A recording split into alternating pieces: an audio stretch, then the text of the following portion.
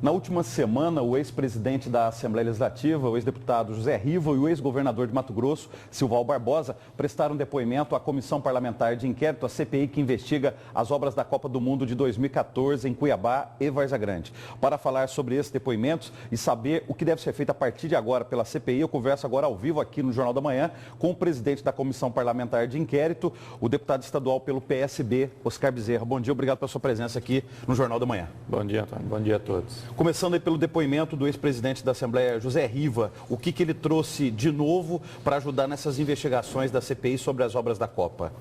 Veja bem, o deputado, na oportunidade do depoimento, obviamente se esquivou da responsabilidade, mas tem uma responsabilidade muito grande o José Geraldo Riva, no sentido de que ele foi o grande mentor da mudança BRT para o VLT, ou seja, quem não lembra, a cidade inteira cheia de outdoors, ele se intitulando o pai do VLT, em função de acreditar de que seria realmente concluída a obra.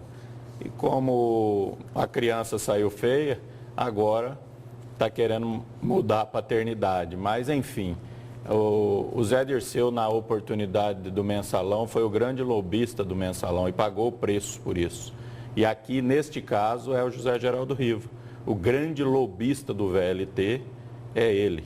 Portanto, a responsabilidade desse 1,5 bilhão a mais do que foi previsionado na audiência pública que ele fez é de responsabilidade também dele.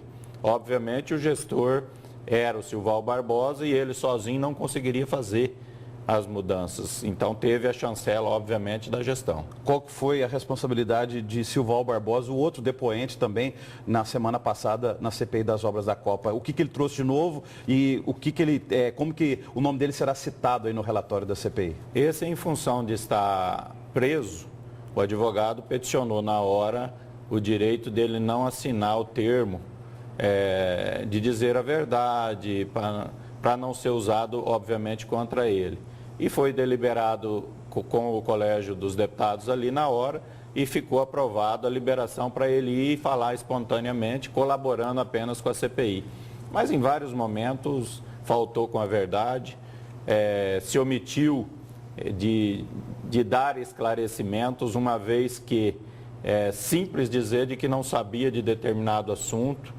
E isso trouxe para a CPI, para a equipe técnica, a grande certeza de que, muito pelo contrário do que ele falou, ele sabia de todo o procedimento, de todo o histórico, porque, apesar de ter uma secretaria explícita para conduzir, ele era o governador do estado de Mato Grosso. Então, portanto, os equívocos cometidos pela equipe, Éder, Maurício e vários outros, eles, obviamente, tinham a chancela do Silval Barbosa. Esses outros que o senhor acaba de citar, Éder Moraes e também Maurício Guimarães, eles também serão citados no relatório final da CPI das obras da Copa? Terão também responsabilidade? Obviamente, quem participou dos processos terão a responsabilização, sim.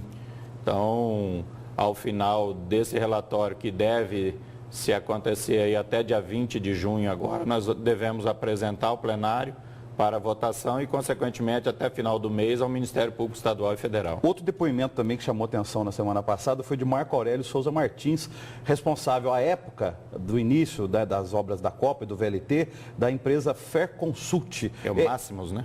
Máximos? É.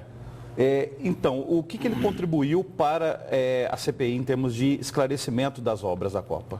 Veja bem, ele praticamente confessou de que na vinda dele para fazer uma audiência pública aqui, provocada pelo Riva, para convencer a mudança do modal, ele, num final de semana, fez o estudo que trouxe a essa audiência pública na internet, ou seja, ele pesquisou quinta, sexta e sábado na internet e trouxe para a audiência pública na segunda-feira e apresentou um número de 698 milhões, não mais que isso, do VLT, ou seja, o BRT era 400 e pouco, o outro 600 e pouco, é pouca diferença, realmente vamos buscar o que é melhor e vamos trazer o VLT. Então foi assim que foi convencido os demais deputados naquela oportunidade de que realmente o VLT era o melhor modelo. Mas nós estamos enxergando hoje totalmente diferenciado.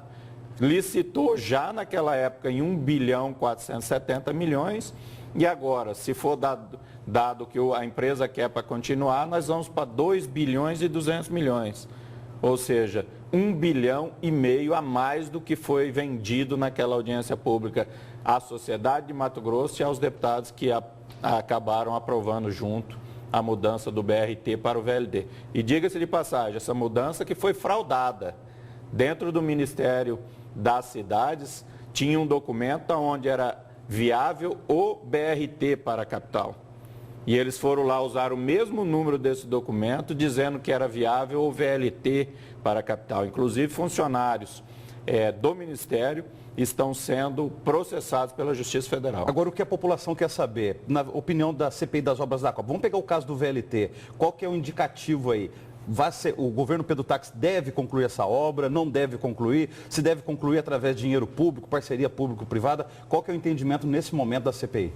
O país está vivendo numa situação complicada, por isso eu não vislumbro que o governo federal aporte mais 600 milhões de reais para concluir uma obra dessa, que seria, vamos supor, para acabar, o poder público local acabar, teria que aportar mais um financiamento, vamos supor, ao Estado de Mato Grosso, de aproximadamente 600 milhões de reais.